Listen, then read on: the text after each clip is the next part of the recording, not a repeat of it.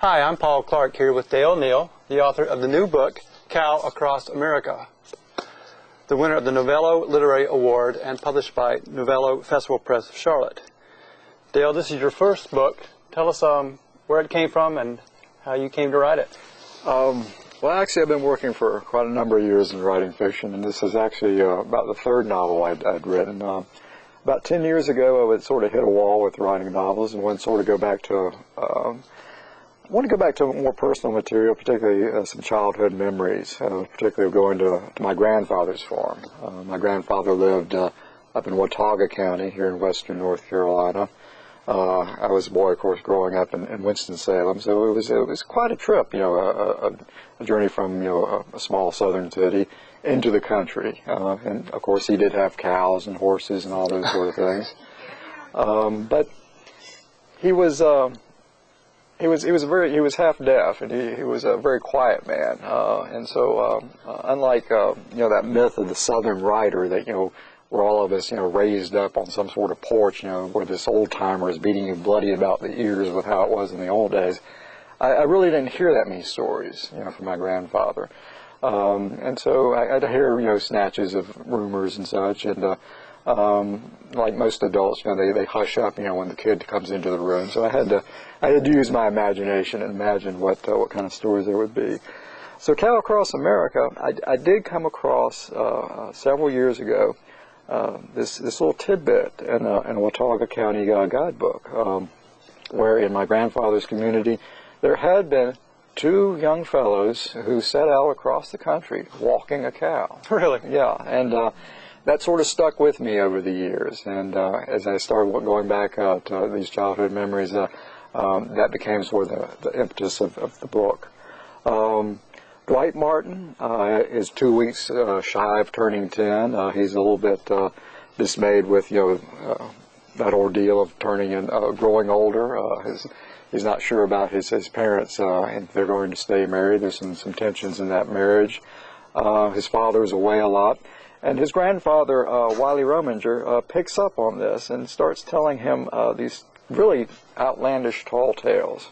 Wiley insists that when he was Dwight's age, a little bit older perhaps, that he and a friend started walking across the country with a cow.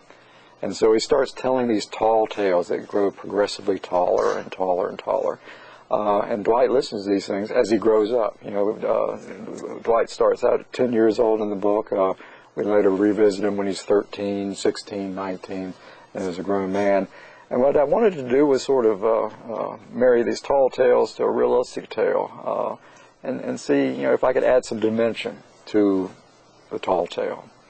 It occurred to me that a tall tale it can cast a long shadow, particularly over a life. And so it became, for me, a novel about storytelling and the power of stories. Because Dwight needs some sort of guidance. He needs some heroes in his life. And listening to his grandfather's tall tales, which, by the way, aren't free. One provision that Wiley does insist on is that nothing's free in life. So he makes Dwight pay to hear the stories. A quarter, a nickel. A quarter, a nickel. It goes up as the kid gets a little bit older and such. So it becomes that idea that nothing's free in life, and that we do have to earn our way into stories. So as we see Wiley and his friend going across the country with a cow named Ivy, they go through all sorts of adventures. In Mississippi they're picking cotton, and there's this earthquake and flood that takes them up the Mississippi River, not down, but up the Mississippi River.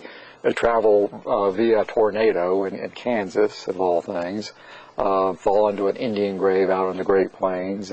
Later they find a shortcut down through the midst of the Grand Canyon, all the way heading towards that promised land, California. And of course, Dwight is always wondering if his grandfather is pulling his leg or not on these sort of things. But he does begin to learn how to use these stories himself. He starts telling the stories to his friends and trying to woo girls when he's like 16 years old and such. And it does become a little bit darker. The stories become a little bit more complex as of course, Dwight's life becomes more complex. I like that he needs myths, he needs heroes. He's from the Piedmont. You're from the Piedmont. His grandfather lives in Watauga County. Your grandfather did too. How much of the book is autobiographical? A lot of the memories, I think, are particularly the place and the shape of those mountains. Actually, you know, I like to pull people's legs and say the tall tales are the autobiographical part, you know. But generally, again, it's not. I heard that this voice sort of talking of, again, my grandfather was a very quiet man, and I sort of imagined what it would be like if he had talked more, or if he was a different man, sort of with these tall tales and such. So I heard, you know, that voice of Wiley very early on, and pretty much it grows out of Mark Twain, and more recently, you know, I'm very much inspired by, you know, Fred Chappell's book, his book set in West North Carolina, particularly I Am One of You Forever, in which he does marry these tall tales, these myths and fantastic sort of stories with growing up in a rural community. So again, it becomes, you know, Dwight always wonders, you know, should he take these stories literally or not? And his mother says, you know, stories are stories. Don't be so literal, you know. And I think he learns that to take them not at face value, but, you know, there's a deeper meaning in a heroic journey. And I think that's what a lot of people need.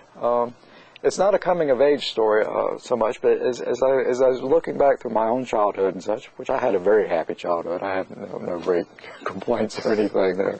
My parents did not divorce or anything like that. So it's not so much my life, but I do remember those sort of anxieties of growing up, you know, of trying to achieve things. You know, will I be good in school? You know, will I be okay? Will I find a job? Will I find a girl? Will I find happiness? You know, and those kind of that daunting adult world that comes at us. And I think those fears really don't go away. I mean, now those fears are, you know, will I get laid off? You know, where will I be in this economy? So we don't so much outgrow childish fears as those fears grow up with us. And I think part of the, you know, the journey of any hero through any book is learning not so much to do away with fears, but learning to live with them, to journey with them. And so again, it becomes a book about storytelling, and that we do need stories in our lives to measure ourselves by. Mm-hmm. Well, Cal Across America, a wonderful read. I just finished it this morning over breakfast, and a read that anyone, especially in Western North Carolina, can identify with. Dale Neal, the author, his first book. I'm Paul Clark. We're here at the Battery Park Champagne Bar, and we're looking forward to Dale's next book, which we hope that'll be fairly soon. Hope so. I'm going to work on it already. So.